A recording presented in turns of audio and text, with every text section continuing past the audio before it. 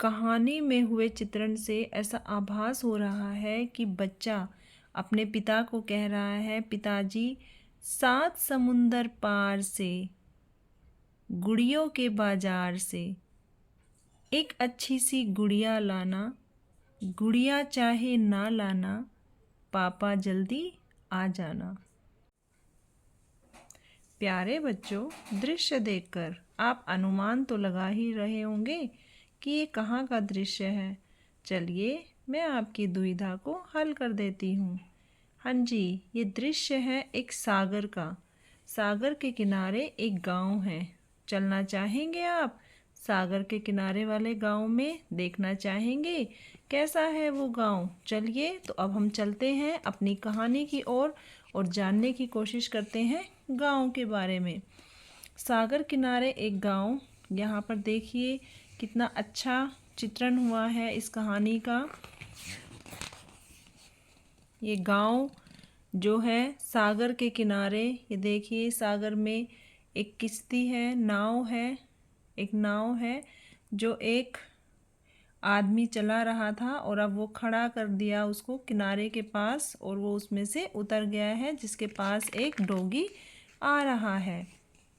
सागर किनारे मछुआरों का एक गांव था।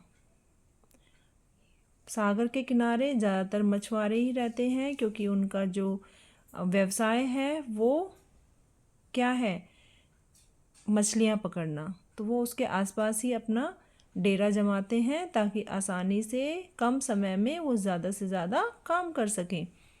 गांव में एक छोटा सा घर, ये देखिए ये सारे मछुआरे हैं जो कि समुंदर में घूम रहे हैं।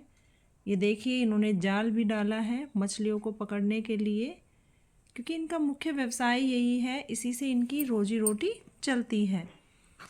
ये एक छोटा सा इनका घर देखिए आप, इसमें सारे मछुआरे रहते हैं। लहरों से बहुत ऊपर उस घर में एक रसोई है।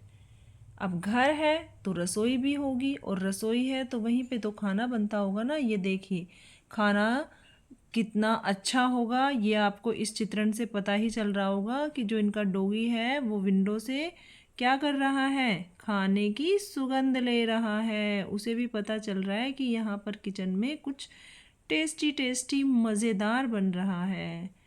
सबके घर में खाना अच्छा बनता है ये हम सब जानते हैं, लेकिन जब पड़ोस के घर से सुगंध आती है तो एकदम से अच्छे वाला वो फील आता है हमारे अंदर कि हाँ कुछ अच्छा बन रहा है आज तो हमारे पड़ोसी के घर में।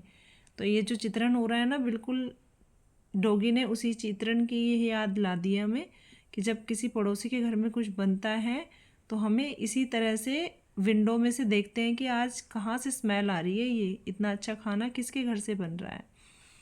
अब चलिए अब आगे देखते हैं हम कहानी में।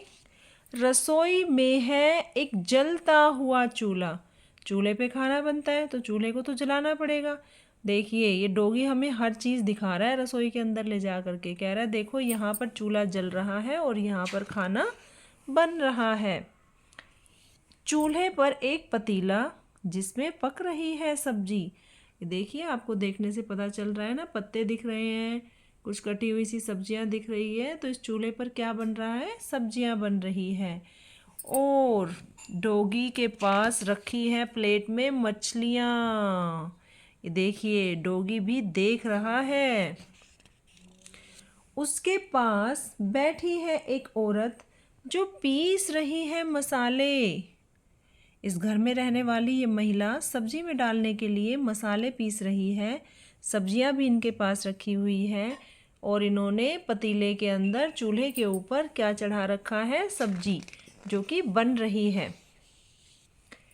औरत के पास लेटा है एक बच्चा और ले रहा है उबासी। जब हमें नींद आने लगती है, जब हम थकान महसूस करते हैं तो कुछ इसी तरह का चित्रण हमारा भी होता है। इस समय बच्चा भी शायद नींद लाने की कोशिश कर रहा है या उसको नींद आ रही है, तो इसीलिए उसको क्या आ रहा है, उबासी आ रहा है। और ये डोगी देखिए इसको प्यार से सहला रहा है जैसे हमारी माँ हमारे सर को सहलाती है, ठीक उसी प्रकार ये डॉगी इसके पैर को सहला रहा है कि बच्चे को आसानी से नींद आ जाए, क्योंकि उसकी मम्मी काम कर रही है। उस बच्चे के पास ही फर्श में एक छेद है, ये देखिए यहाँ पर। अब डॉगी इस छेद को देख रहा है और बच्चा डॉगी को देख रहा है, सोया नहीं है। वो कह रहा है आओ आओ मेरे पैर को सहलाओ ताकि मुझे नींद आ जाए। और डॉगी देख रहा है छेद को, और जो ये महिला है यानी कि इस बच्चे की जो माँ है वो अपने काम में व्यस्त है। ये देखिए उन्होंने लगातार अपनी रसोई में बहुत सारा सामान रखा हुआ है जिसको वो अपना काम करने में लगी हुई है। हर एक काम को बड़ी ही सरलता से पूरा कर रही है। उस छेद में गुनगुना रहा है एक झिंगूर और बना रहा है चित्र, ये देखिए। अरे वाह, ये तो घर के अंदर एक और घर। ये जो झिंगूर है ये क्या कर रहा है, एक छेद में से जब डॉगी देख रहा है, डॉगी ने देखा, ये देखिए इसके अंदर है और यहाँ पर ये बना रहा है एक चित्र, यानी कि घर के अंदर एक और चित्र बना रहा है जो कि किसी को पता नहीं है, तो डॉगी ने देख लिया है। चित्र में है गरजता और चमकता एक तूफान। आप ये तो जानते होंगे ना कि समुद्र में जब तूफान आता है तो लहरें इतनी ऊपर चली जाती है कि वहाँ पर आसपास रहने वाले लोगों को समस्याएं आ जाती हैं, क्योंकि पानी का जो बहाव होता है बहुत ही तेज़ होता है। समुद्र में जब बहुत सारी हिलोरें उठती हैं तो वहाँ पर रहने वाले लोगों को सावधान हो जाना पड़ता है, क्योंकि उसमें उनकी जान को भी खतरा बन जाता है। और ये देखिए झिंगुर ने कुछ ऐसा ही चित्रण कर डाला है कि उसने समुद्र में बहुत सारे हिलोरों को ऊपर उठा दिया है और कुछ ऐसा लग रहा है जैसे तूफान आ रहा है, और तूफान आएगा तो वहाँ पर रहने वाले लोगों के लिए बड़ी ही हानि होगी।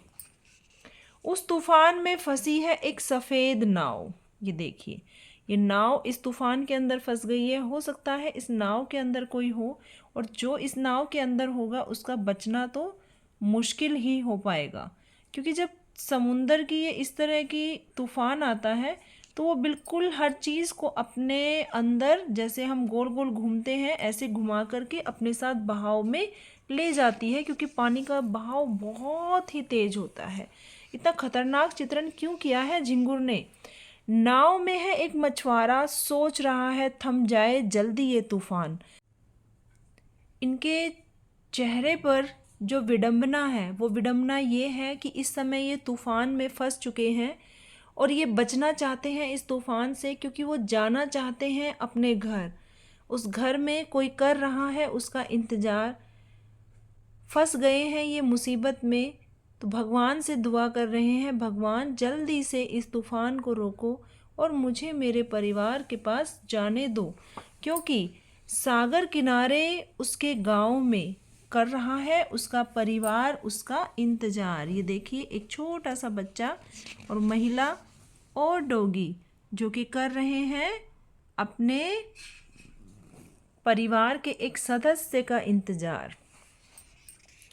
एक छोटा सा घर, जिस घर का चित्रण इस कहानी में किया गया है वो घर इसी व्यक्ति का ही है, और ये व्यक्ति अपने घर की ओर बढ़ रहा है, सागर के तूफान को रोकने की कोशिश कर रहा है, भगवान से प्रेयर कर रहा है कि जल्द से जल्द ये तूफान रुक जाए। उस घर में है एक परिवार जो कर रहा है उसका इंतज़ार। बिल्कुल सही बात है, घर से अगर कोई व्यक्ति बाहर चला जाता है तो जब तक वो घर वापस लौट के नहीं आता है तो घर के सभी लोग उसका इंतज़ार करते हैं कि जल्द से जल्द हमारे परिवार का सदस्य घर वापस आ जाए और हम सब मिलकर अपने घर में सुख शांति से रहें। और जब तक वो घर नहीं आता है, जब तक वो घर नहीं आता है तब तक मन में एक अजीब सी बेचैनी होती है, क्योंकि परिवार तभी पूरा होता है जब हर एक सदस्य घर के अंदर हो, और बिना एक सदस्य के हम चैन से घर में नहीं बैठ सकते।